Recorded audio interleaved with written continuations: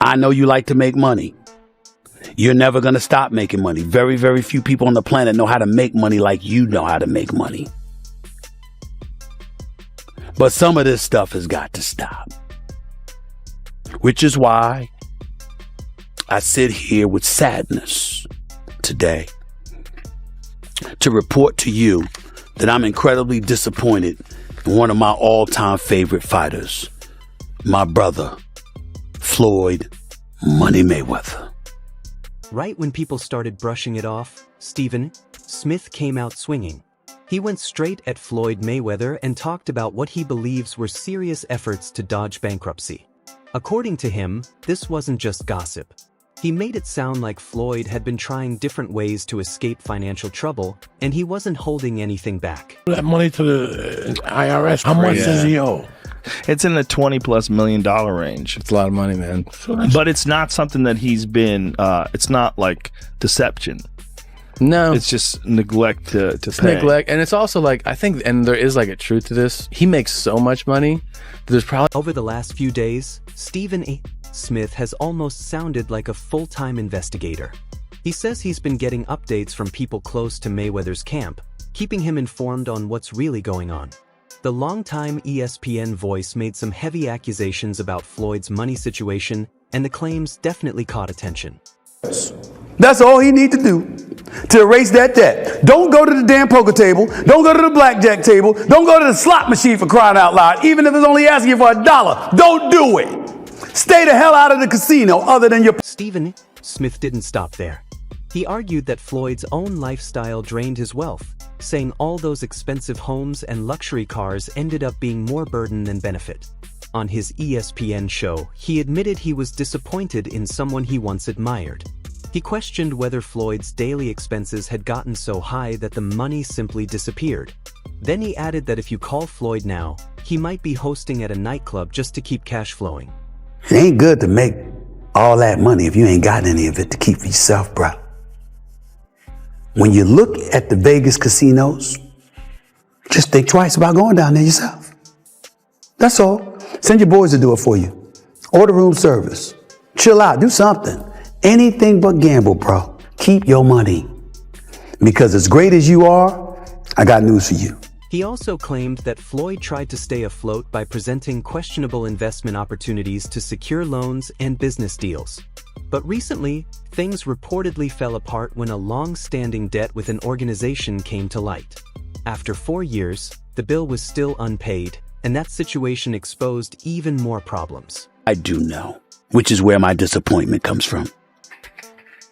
When you are as great as Floyd Money Mayweather, everybody doesn't deserve to be in your space. Stephen said Floyd has been scrambling for ways to recover financially. According to him, the spending never slowed down, and the investments were more about maintaining appearances than building real stability. He mentioned that a company publicly accused Floyd of owing money. Then he added that Mayweather is now tied up in another legal issue. A businessman named Leonard Solmanov, owner of Lenzo & Company, claims Floyd owes nearly $4 million for luxury jewelry purchased years ago. A point when they're like, hey, it's time to pay your taxes. And you go like, all right, here's a check for $25 million. That's an incredible amount of money. And then they go, that's true, but you owe 50 more. And he's just like, that can't be right.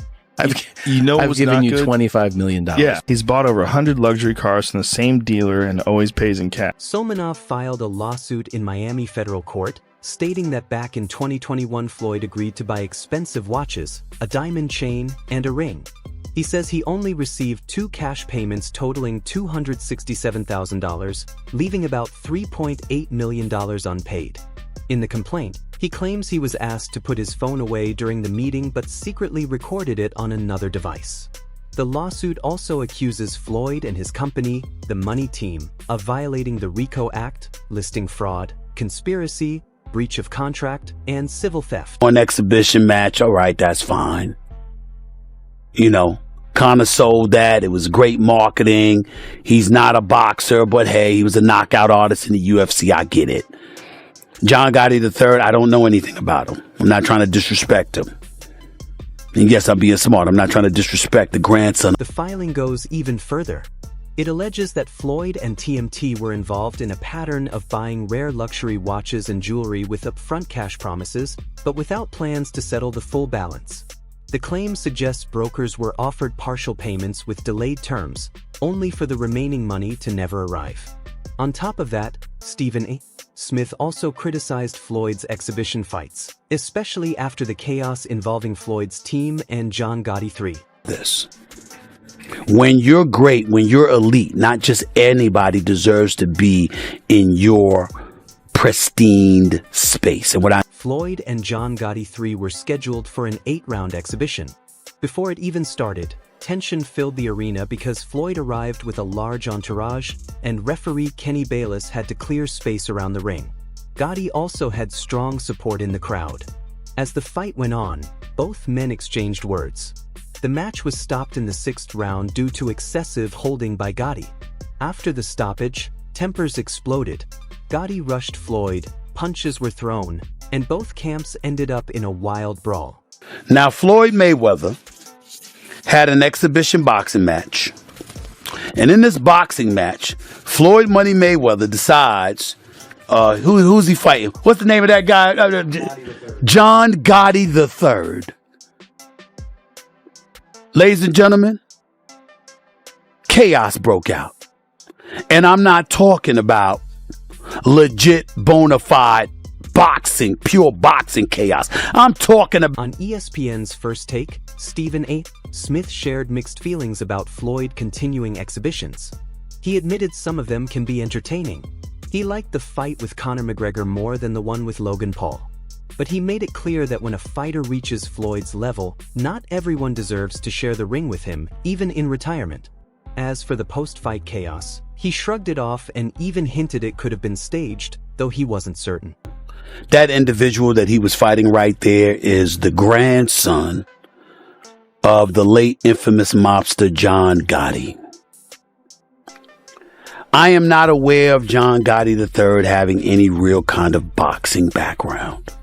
I did not see the fight, although I heard he lost every round and Floyd Money Mayweather was whipping him pretty good. I was not there. I did not see it. I do not know. Even Jake Paul jumped into the conversation. He suggested that Floyd never fully paid his brother Logan for their exhibition because he's broke. Logan has repeatedly hinted he didn't receive everything promised after going 8 rounds with Floyd. Floyd denied the accusation, but Jake doubled down, claiming the boxing icon burned through his fortune and doesn't have the sparring it. Let's run it. Now, did Logan ever get paid with the situation with Floyd Mayweather? Nah, not yet. Floyd Mayweather's broke. You know, that's what a lot of people don't realize. He gets these big checks and doesn't pay the taxes on it. And then the IRS comes hunting him down later. He owes a lot of people I know money. And Logan's deep down on that list. The tension grew when Logan posted on Instagram marking 1 year since the fight. He joked that Floyd is tough to beat but tougher to get paid by, and even teased his next opponent. Reports had said Floyd earned around 55 million euros from the event, with Logan getting about 15 million. Floyd dismissed their comments as nonsense and later claimed Logan even bankruptcy rumors. Floyd announced what he described as a $42 million investment in Manhattan real estate. The move seemed designed to silence critics who believed he was struggling financially after retirement.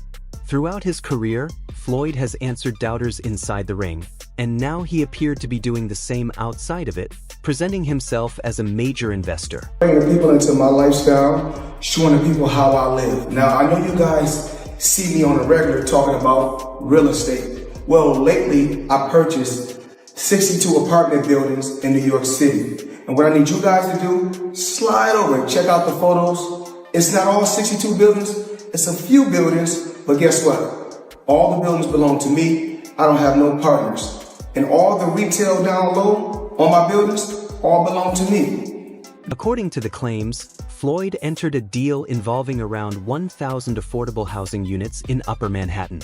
Reports suggested over 60 buildings were part of the agreement, marking one of the bigger multifamily transactions in New York that year. But investigations later found no official state records confirming the purchase. Many believe the announcement was meant to shut down talk that he was broke, especially since financial rumors had followed him even back to his 2017 fight with Conor McGregor. You can do the same. It's all about making power moves. Yeah, I think it's nice. Yeah.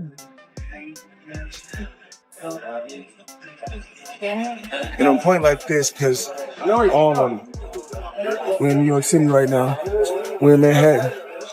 This is what we do. Come on. You know what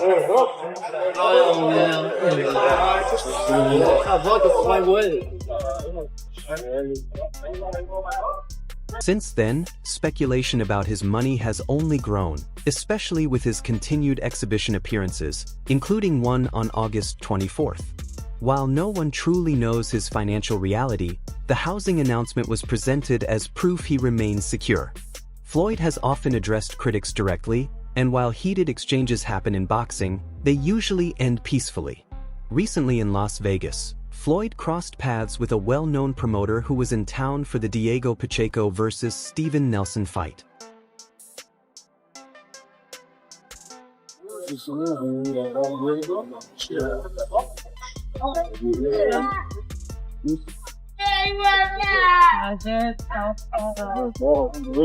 Their conversation shifted when Floyd brought up comments the promoter had made about his finances the previous year. Standing beside him, Floyd said he doesn't even use social media on his phone and had to be shown the criticism by someone else. He repeated the claim that people were saying he had no money and that exhibitions were his only option. Now I'm here to talk to the people about one of my jewelers. And this is not one of my new jewelers, one of my low-key jewelers, Tony, at Pasha in Manhattan Beach, California. You guys need to come check him out. Now today, let me show you guys what I purchased from Tony. Floyd laughed it off and said he and the promoter eventually cleared things up. They joked about numbers, saying as long as it's 10 or 20 million, everything is fine. Floyd even mentioned showing parts of his accounts, which led the promoter to joke about how much more money he could have made if he managed Floyd's career. The moment ended with laughter, even though the topic had been serious before. Tony, matter of fact, I don't need to tell him, you tell him. You got a little Rose Gold Sky Dweller, chocolate dial, 40 karat pear shape, 1 carat each, tennis bracelet, only from the best of the champ.